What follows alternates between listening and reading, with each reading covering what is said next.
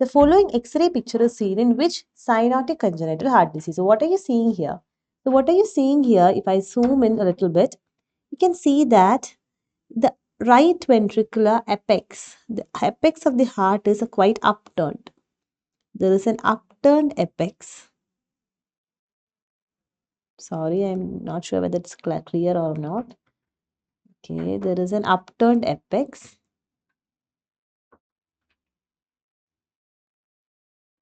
And when you look at here, you can see that the pulmonary bay is empty. There is an empty pulmonary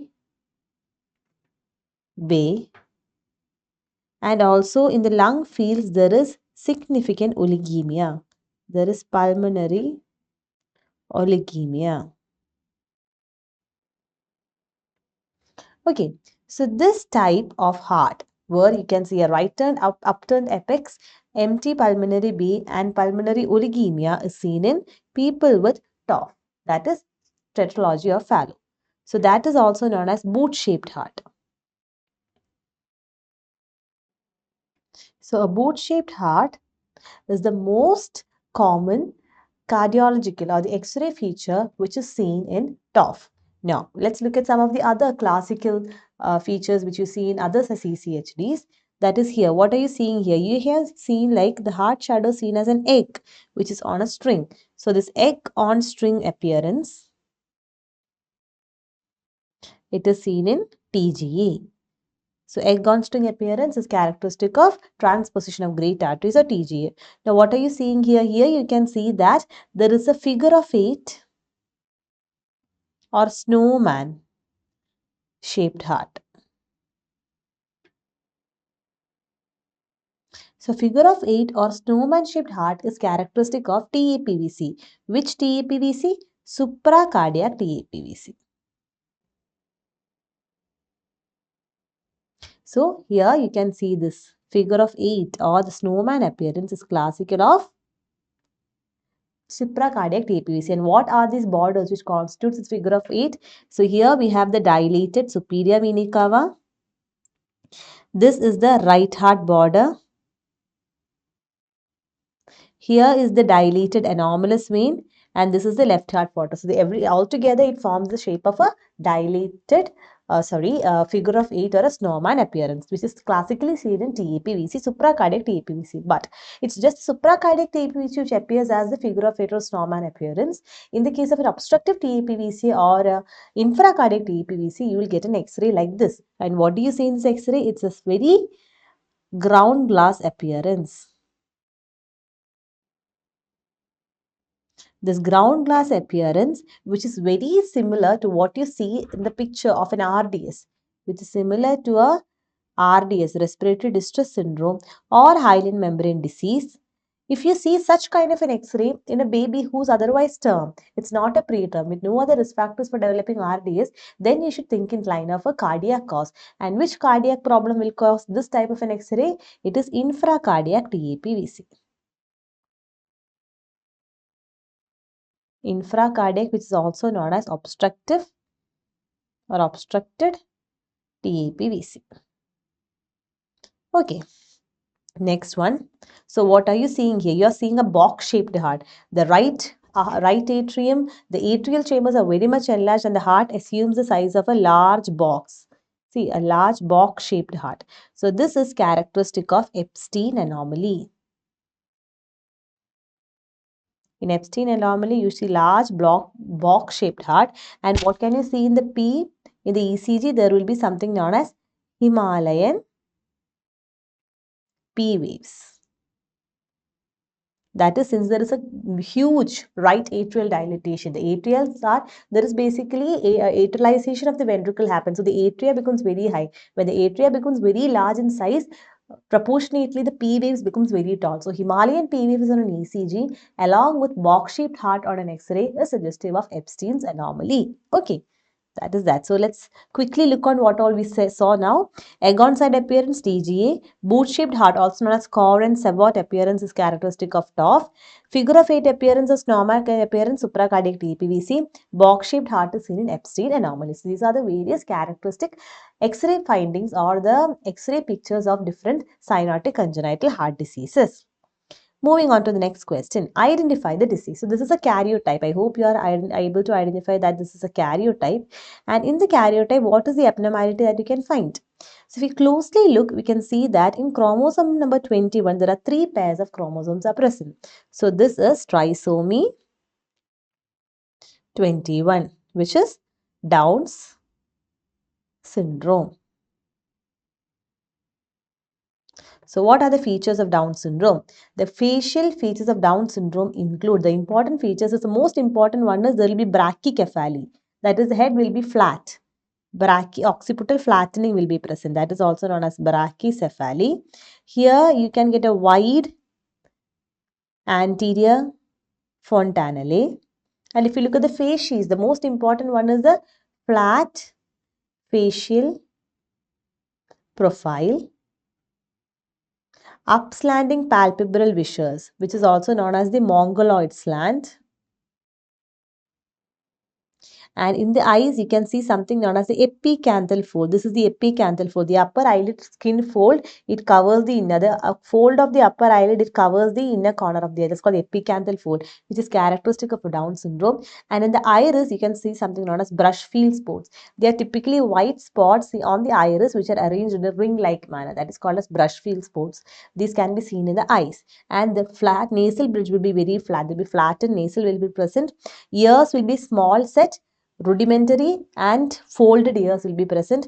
The neck will be very short. So these are the different facial features. A flat facial profile, mongoloid slant, depressed nasal bridge, epicanthal fold, brush field spots. There will be neck will be very short. The mouth will very often be open with a slightly protruded tongue might be present, and wide AF brachycephaly. And ears will be small. These are the important facial features of Down syndrome. And in the neck, there is one important point. There is increased risk of atlantoaxial instability. That is why these children, when suspected to fall or any injury to the neck, they have a high risk of developing dislocation of the atlantoaxial joint. They have atlantoaxial instability. That joint is not very stable. Okay, moving on. So what is this? The single palmar crease can be seen. See, this is a single palmar crease which you see in Down syndrome. It is also known as simian crease. And what can you see here? Here there is an increased width between the first toe and the second toe, and that is a characteristic feature of Down syndrome known as sandal gap. Another important feature of Down syndrome is clinodactyly. Clinodactyly is incurvation of the finger, which usually occurs because of hypoplastic middle phalanx. The middle phalanx is hypoplastic, so the little finger appears curved inwards. It occurs because of hypoplastic middle phalanx. Then, what is this picture showing in relation to Down syndrome? This is a double bubble sign. What is this? This is the double bubble sign. And this double bubble sign is a feature of duodenal atresia.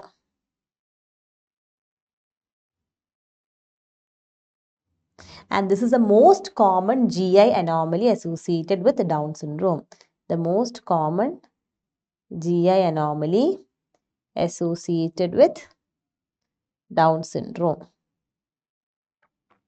Okay. So that is that. Now let's quickly look at the features once again. So here you can get mental retardation. Head, there will be mental retardation. You can also get microcephaly. Down syndrome is one of the causes for microcephaly. Low set ears will be present. Single palmar crease or simian crease will be present. Abundant neck skin. Intestinal stenosis, that is duodenal atresia. Hypotonia will be present. Increased gap between the first and second toes, that is sandal gap will be present. Epicanthal folds, flat facial profile, protruding tongue. Congenital heart defect. So which is the most common congenital heart disease associated with Down syndrome? It is atrioventricular canal defects or AV canal defect. The most common heart disease you see is AV canal defect, also known as endocardial cushion defects. These are the most common cardiac defects which you see in children with Down syndrome, AV canal defect or endocardial cushion defects. And this is seen around 50% of the babies who are affected with Down syndrome. Umbilical hernia can occur and it is also having increased predisposition to leukemia. And which leukemia? It has a higher predisposition towards AML, M7 leukemia. Okay, these are the important points from the Down syndrome. Moving on to the next question. So, identify the underlying kidney abnormality in the fetus shown below. So, what are you seeing here? You are seeing a peculiar facies. And what is this peculiar facies called? This peculiar facies is called as a Potter's facies. In which condition you see Potter's facies? Whenever there is renal agenesis. So, renal agenesis is associated with Potter's facies. So, whenever there is renal agenesis, especially bilateral renal agenesis, whenever there is bilateral renal agenesis, it results in a condition known as Potter syndrome. Potter syndrome, which is incompatible with life, and the baby usually dies very soon after birth. And this Potter syndrome is often associated with something known as Potter facies. And what is this Potter's facies? That is what we are seeing here. The Potter's facies include, we'll just see what are the findings. One is widely separated eyes. You can see that.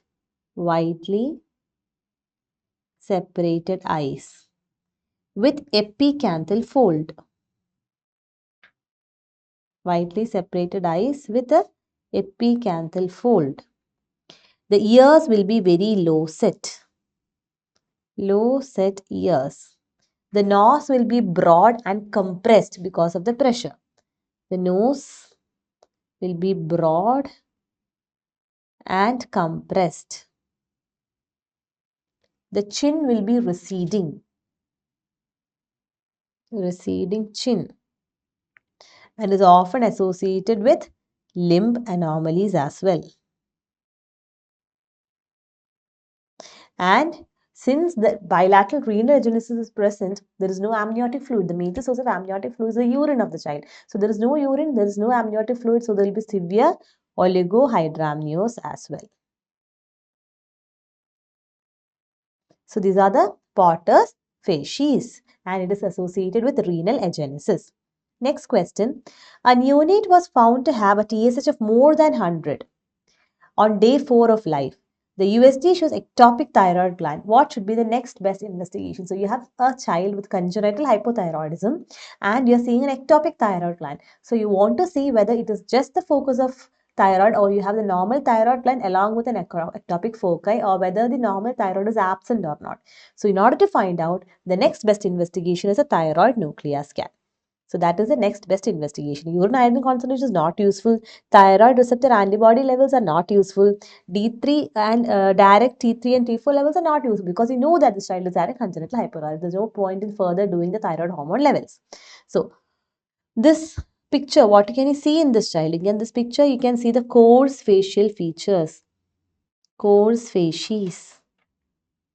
You can see the open mouth with protruded tongue.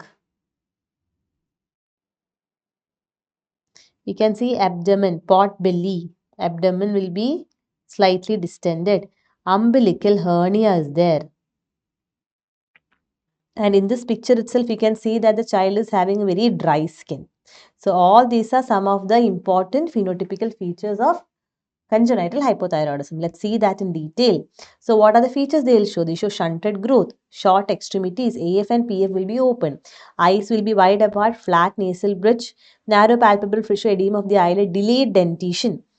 Deposits of fat in the clavicles, dry and scaly skin, very important. Broad hands with short fingers, myxedema of the skin, eyelids, genitalia and the back of the hand. Skin has a general pallor and a shallow complexion. Thickened scalp because of the myxedema.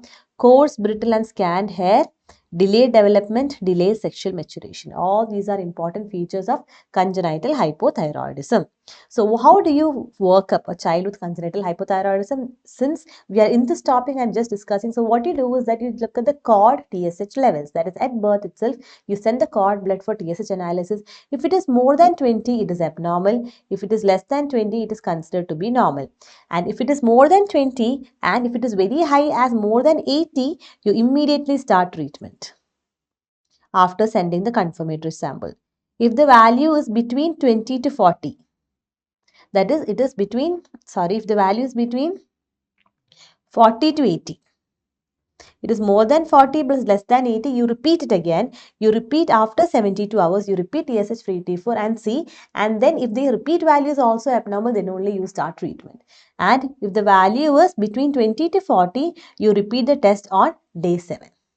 The value is between 20 to 40, you repeat the value on day 7 and see what is the normal. Why are you always delaying? Because normally in children, there is an increase in TSH surge.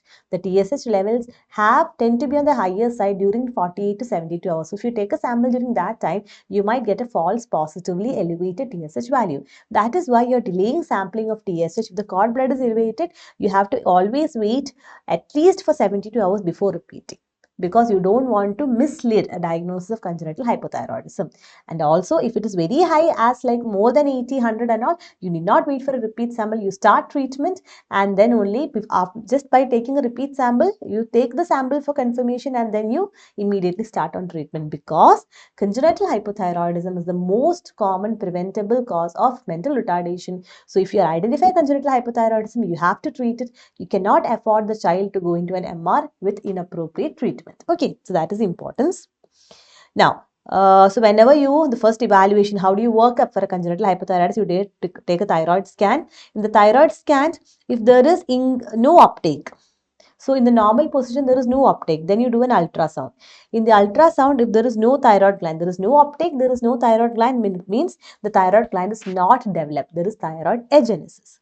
If in the ultrasound, there is a normal thyroid gland, but the uptake is not present, which means that there is something blocking the thyroid gland from uptaking the iodine.